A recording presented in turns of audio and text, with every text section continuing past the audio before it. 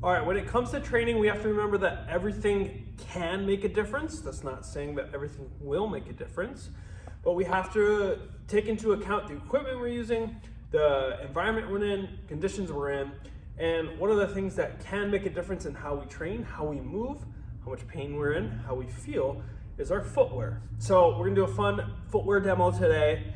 I'm gonna do 3 different range of motion assessments. So right now I have an old pair of shoes on. I'm gonna get a range of motion there. I'm just gonna do call it a forward bend or a toe touch. So with this pair of shoes, I can almost get to the floor. I can do a few times there to get a good baseline. So old pair of shoes, they've kind of, got their use in and they're pretty tired and old.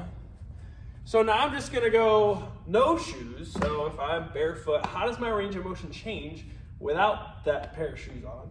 And that's significantly better without the shoe on. So I couldn't get to the floor. Now I can kind of get my knuckles to the ground, almost my palms to the floor.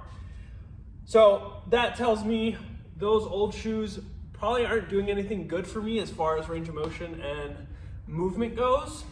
So this is a newer pair, and it doesn't take long for the body to adjust. I'm gonna assess those.